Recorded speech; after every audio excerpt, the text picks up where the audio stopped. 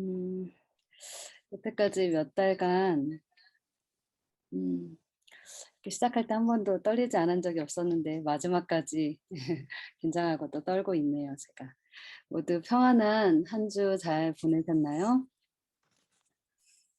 어, 오늘은 열왕기하의 마지막 24장, 25장을 성도님들과 함께 나누려고 합니다. 이 모든 내용들은 성경 주석과 화입 주석을 참고하였고 제목은 바이블 스터디에 권혁승 교수님의 내용을 참조하였습니다. 잠시만요. 이제 남북 왕조의 멸망, 그러나 그것이 마지막은 아니다라는 제목으로 시작하도록 하겠습니다. 소제목은 사람의 눈에 보이지 않는 더 큰 싸움입니다. 요시야 왕이 그렇게 애굽과의 전쟁에서 허무하게 죽고 난 뒤에 남방 유다는 여호아하스, 여호야김, 여호야긴, 시드기야 이렇게 네 왕을 끝으로 완전히 멸망하게 됩니다. BC 621년에 아수르가 멸망하자 유다는 아수르의 압제에서 새로 독립한 바벨론 제국의 영향 하에 놓이게 됩니다. 이 당시의 국제 정세는 완전히 바벨론의 손안에 있었습니다. 바벨론은 아수르를 점령했을 뿐만 아니라 애굽왕이 점령하고 있던 땅 대부분 또한 점령하여서 애굽왕이 본토에서 밖으로 더 이상 나오지 못했기 때문입니다. 이제 요시야 다음에 여호아하스는 23세의 왕이 되어서 예루살렘에서 석 달을 치리하다가 애굽으로 잡혀갔고요. 형제 여호야김이 왕이 됩니다. 여호야김은 그의 아버지와 달리 하나님 보시기에 악을 행하였고 BC 605년 그의 재위 3년째에 바벨론의 느부갓네살에 의해 1차 침공을 받게 됩니다. 이 전쟁에서 여호야김뿐만 아니라 잘 아시는 다니엘을 비롯한 많은 프로들이 끌려가게 되는데요. 성경은 왕에 대해서 여호야김은 쇠사슬로 결박되어 잡혀갔고 예루살렘 문 밖에 던지우고 나귀같이 매장함을 당하였으며 그 시체는 버림을 입어서 낮에는 더위, 밤에는 추위를 당하였다고 설명합니다. 참으로 비참한 마지막이 아닐 수 없었습니다. 이러한 성경의 기록들은 바벨론이 여호야김을 일단 바벨론으로 끌고 갔다가 다시 귀국시켜서 왕의 업무를 보게 하였고 또 비참하게 살해한 것을 나타내고 있습니다. 이 1차 침략으로 많은 사람들이 포로로 잡혀갔고 성전의 귀한 것들 또한 약탈당하였습니다. 유다는 이런 전쟁과 정세를 보면서 더 이상 바벨론에 대항하지 말았어야 했습니다. 예레미야 선지자를 통한 하나님의 뜻이 더 이상의 반기를 들지 말라는 것이었기 때문입니다. 국제 정세를 바로 보라. 멸망을 자초하지 말고 하나님의 뜻에 순종하라는 것이었습니다. 그러나 유다의 지도자들은 예레미야를 오히려 반역자로 몰아갑니다.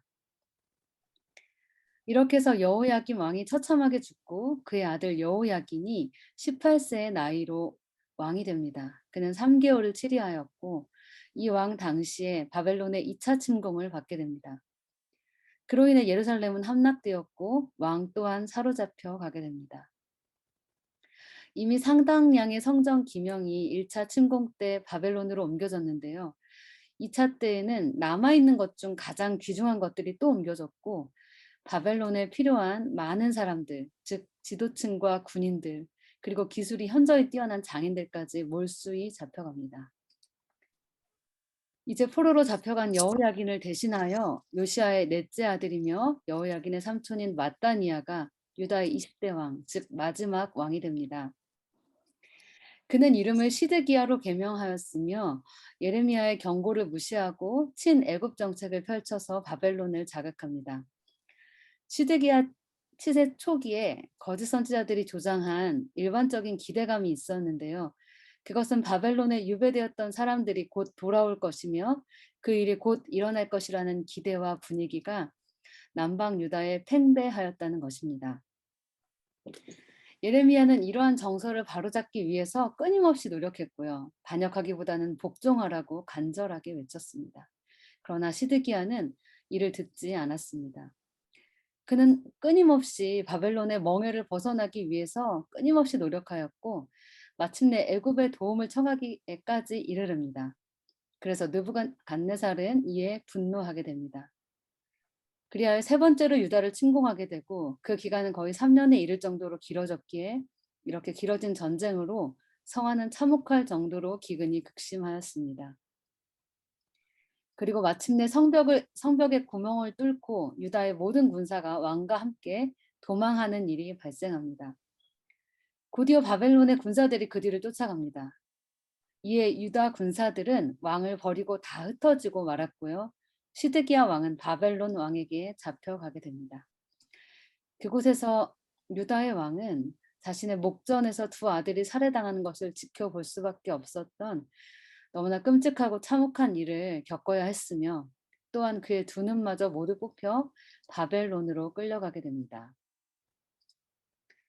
바벨론의 군사들은 솔로몬이 그렇게 아름답게 건축했던 성전과 왕궁에 불을 질렀고요. 그 외에 다른 성들도 불질러졌고 마침내 예루살렘 성은 완전히 파괴되어 폐허로 남게 됩니다. 시드기야 왕이 하나님의 뜻을 거스려 바벨론에 반역함으로 유다가 완전히 멸망하게 된 것입니다. 느부갓네살은 또다시 유다의 많은 사람들을 포로로 잡아갑니다. 그리고 유다 땅에는 아주 비천한 국민만을 남겨두게 되는데요. 그러한 때에 바벨론은 그달리아를 유다 땅의 통치자로 선택합니다. 그달리아는 높은 가문의 출신으로 바벨론이 매우 신임하는 사람이었으며 예레미야처럼 바벨론에 대하여 온건 정책을 지지하는 자였습니다. 그러나 그달리아가 유다의 통치자가 되었다는 소식을 들은 들판에 피신해 있던 유다의 군대 지휘관과 부하들이 그를 찾아오게 됩니다. 그리고 그들 가운데 있던 요하나는 그달리아에게 암살당할 위험이 있다고 피하라고 말해주지만 그 말을 믿지 않은 그달리아는 결국 죽고 맙니다. 이렇게 그달리아를 죽였던 이스마엘과 부하들은요, 백성들이 그들을 환영해 줄 줄 알았는데 백성들의 인심은 죽은 그달리아에게 있었습니다. 그래서 반역을 일으켰던 이스마엘과 부하들은 바벨론이 두려워서 암몬으로 망명하게 되었고요. 남아있던 요하난과 일부 백성들 또한 바벨론이 두려워서 예레미야에게 하나님의 뜻을 묻게 됩니다.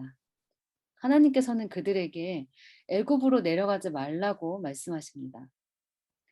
그런데 하나님께 물었던 그들은 하나님의 뜻을 믿지 않고 인간적인 두려움에 결국 애굽으로 도망치고야 합니다. 정말 참으로 혼란하고 어지럽고 정말 멸망한 그런 나라의 끝자락의 모습이 아닐 수 없습니다. 처참하게 죽임당하고 다른 나라로 뿔뿔이 흩어져서 도망하여 살게 되고 포로로 잡혀가고 그러나 유다의 온 백성이 이러한 중에 바벨론으로 사로잡혀 간 시드기야 왕은 후에 석방이 되고 왕의 양식으로 공급받으며 남은 생을 평안하게 살게 됩니다. 그러나 유다로 돌아가지는 못했고 그곳에서 그의 생을 마감합니다. 열왕기하 24장, 25장에서 저희가 볼 수 있었던 1.3 성경연구의 1번인 인간의 모습을 살펴보면요. 이스라엘 백성들은 하나님께서 주신 열심히 간직하고 지켜서 빛이 되라고 하신 원칙들을 떠나서 오히려 하나님께 욕이 되게 하는 이방 나라들의 생활 방식과 관습들을 따랐습니다. 이스라엘의 전 역사를 통해서 하나님께서는 계속해서 끊을 수 없는 사랑을 보여주셨고 번고하셨고 그들을 늘 붙들어 주시려고 그렇게도 역사하셨습니다. 그렇지만 그들이 끝내 하나님 앞에 충실하지 못했기 때문에 하나님께서는 그들을 번영케 하실 수 없었고 그들과 맺은 언약을 지키실 수가 없었습니다. 이스라엘 백성들의 정신과 행동은 하나님의 품성을 이방 나라들에게 잘못 나타내었습니다. 즉 하나님께서 택하셔서 세상에 빛이 되라고 하신 그들은 그들의 온 역사를 통하여 신뢰받을 만한 위치에 서 있었으나 스스로 자신들이 믿을 만하지 못했다는 것을 증명한 삶을 보여주고 말았습니다. 그리고 두 번째로 시드기야 왕은 먼저 말씀드렸듯이 선지자 예레미야를 통해서 충분한 가르침을 받았습니다.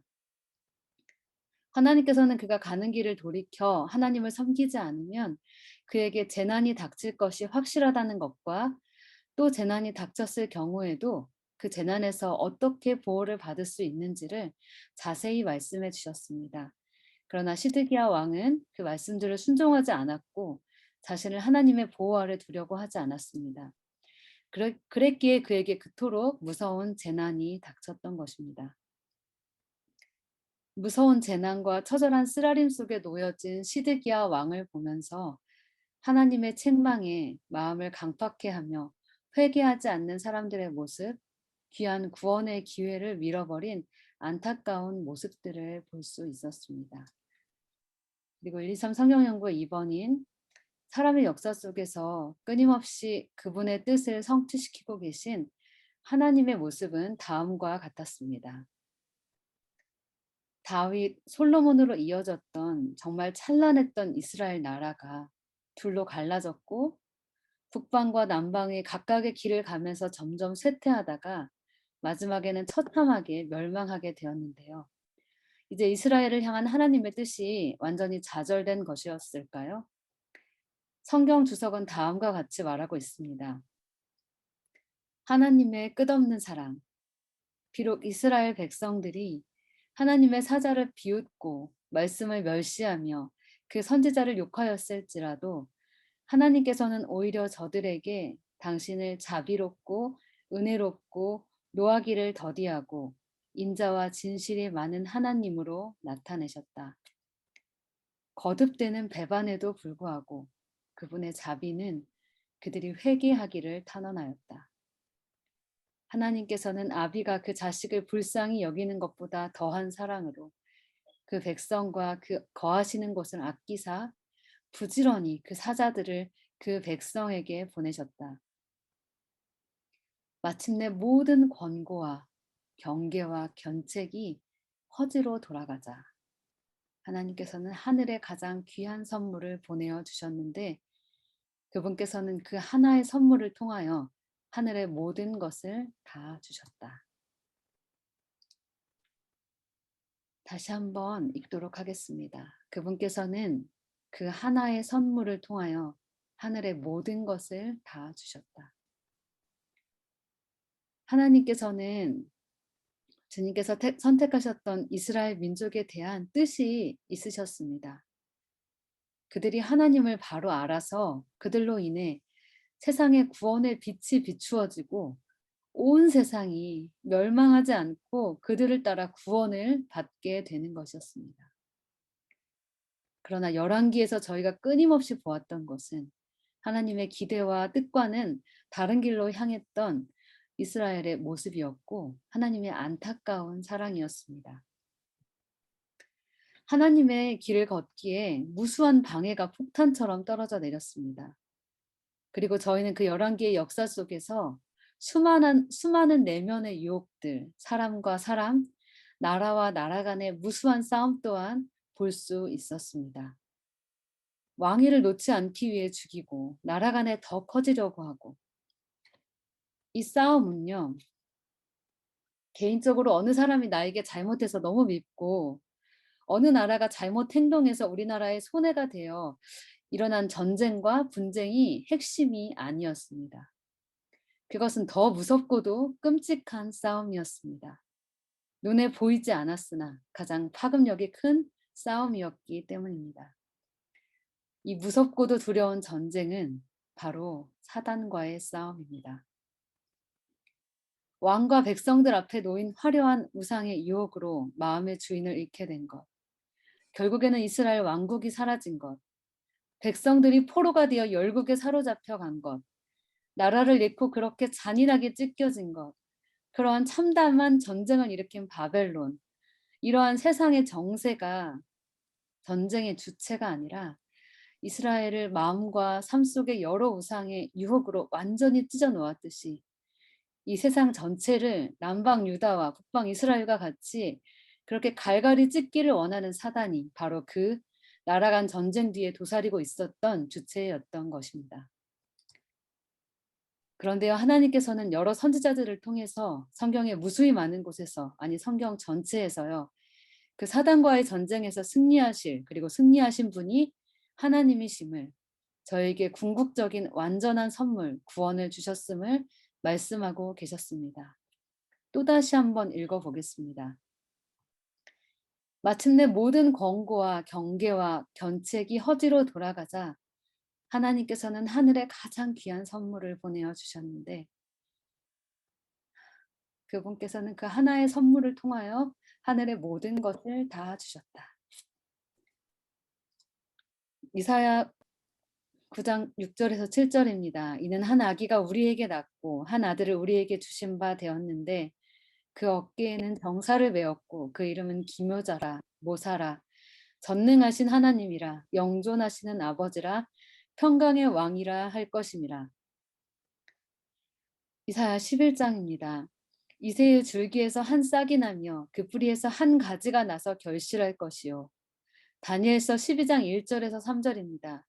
그때 내 민족을 호위하는 대군 미가엘이 일어날 것이요. 또 환란이 있으리니 이는 개국 이래로 그때까지 없던 환란일 것이며 그때 내 백성 중 무릇 책에 기록된 모든 자가 구원을 얻을 것이라. 땅의 티끌 가운데서 자는 자 중에 많이 깨어 영생을 얻는 자도 있겠고 수욕을 받아서 무궁히 부끄러움을 입을 자도 있을 것이며 지혜 있는 자는 궁창의 빛과 같이 빛날 것이요 많은 사람을 옳은 대로 돌아오게 한 자는 별과 같이 영원토록 비추리라. 다니엘서 10장 13절에 대한 화입 주석입니다.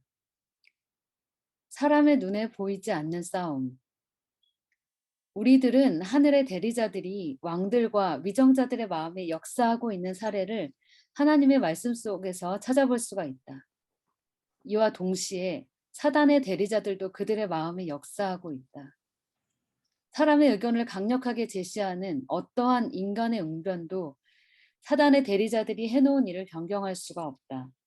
사단은 계속해서 길을 막으려고 하고 있다. 그렇게 함으로써 사단은 인간의 계획으로 인하여 진리가 묶여 있게 하려고 한다. 빛과 지식을 가진 사람들이 계속 하나님께 헌신하고 자아를 겸손하게 낮추고 시대의 위기를 실감하지 않으면 그들은 가장 큰 위험 중에 있게 된다. 선악간의 쟁투는 날마다 계속되고 있다. 기회도 많고 유리한 점을 많이 지닌 사람들이 이 싸움이 얼마나 치열한지를 왜 실감하지 못하는가? 그들은 이 점에 관해서 이해력이 있어야 한다. 하나님은 크신 통치자시다. 그는 그의 최상권으로 땅의 주권자들을 제어하시며 다스리신다. 그분은 그의 대리자들을 통하여 세상의 기초가 놓이기 전에 이미 정해진 일을 하신다. 한 백성으로서 우리들은 보이지 않는 대리자들 간에 진행되고 있는 대쟁투, 곧 충성스러운 천사들과 배역한 천사들 간의 큰 싸움을 마땅히 이해하여야 할 만큼 이해하지 못하고 있다. 악한 천사들은 그들의 공격 노선을 구상하고 군 지휘관들, 왕들, 주권자들, 그리고 반역한 인간의 권세들을 지배함으로써 계속 일하고 있다. 그대들의 목소리가 미치는 범위 내에 있는 모든 사람들에게 천사들의 봉사에 관한 이해를 촉구해야 한다.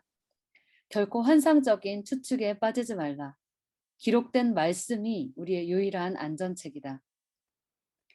하늘의 지적 존재들이 우리를 보호해 주시도록 우리도 다니엘같이 기도해야 한다. 천사들은 부리는 영들로서 구원 얻을 후사들을 섬기라고 보내심을 받았다. 기도하라. 그 전에 한 번도 해보지 못한 그런 방법으로 기도하라. 우리는 주의 오심을 맞도록 준비되어 있지 않다. 우리는 영원을 위하여 철저한 준비를 할 필요가 있다.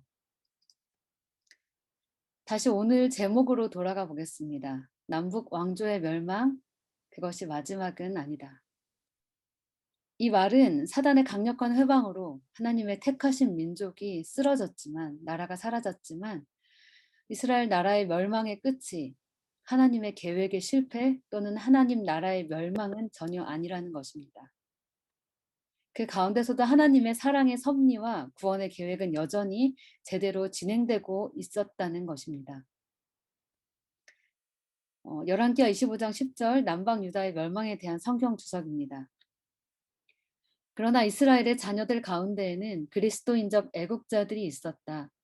그들은 원칙에는 강철같이 굳센 사람들이었고 하나님은 이들을 크게 기뻐하셨다. 이들은 이기심으로 더럽혀지지 않을 것이며 그릇된 방법들과 습관들을 따름으로써 하나님의 사업을 망쳐놓을 사람들이 아니며 모든 것을 잃는 한이 있어도 하나님의 영광을 위할 그런 사람들이었다. 그들도 그 죄와 함께 고통을 겪어야 하였지만 하나님의 섭리로 그들의 바벨론 포로 생활은 그들을 선두에 서게 하는 수단이 되었으며 더러움이 없는 그들의 고결한 인격은 하늘의 광택으로 빛을 내었다. 이스라엘의 멸망 가운데서도 하나님 안에 굳건하게 선자들이 있었고요. 그분의 사랑의 계획이 예언의 말씀대로 성취될 것이었습니다. 끊임없이 성경의 여러 선지자들에 의해 되풀이해서 지속적으로 외쳐진 메시아, 예수님께서 결국 오셨고 이제는 다시 오실 그분은 하나님이 주신 모든 것, 가장 큰 구원의 계획이자 선물이셨습니다. 이제 열왕기를 마무리하면서요. 저의 짧은 간증을 들려드리겠습니다. 둘째 아이를 낳고 저는 정말 그러한 절망적인 상황에서 하나님을 개인적으로 체험적으로 몰랐기에 믿음이 없었기에 기도를 드릴 수가 없었습니다. 그 후 저에게는 마주해 온 여러 고비의 순간들이 있었고요. 그러한 삶 가운데서 저는 하나님을 알고 싶다고 마음속으로 갈구하면서 여러 말씀 집회와 성경 프로그램에 참여하게 되었습니다. 그렇게 조금씩 하나님께서 어떤 분이신지 알아가다가 이곳 미국에 와서 123 성경 연구를 접하게 되었습니다. 그리고 열왕기서를 성도님들과 함께 나누기 시작하면서요. 이렇게 열왕기의 마지막까지 또 성도님들과 함께 마무리하게 되면서 지금까지 제 미천한 삶의 시간들 중에 이 시간이 가장 값진 시간이었다고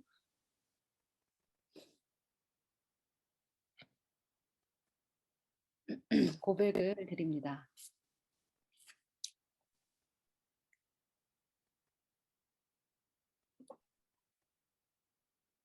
하나님이 어떤 분이신지, 어떠한 사랑으로 저희를 사랑하시는지, 또 얼마나 저희를 사랑하시는지 그동안 제가 만나고 싶었던 하나님의 모습을 한 100만 분의 1 정도 경험한 것 같습니다.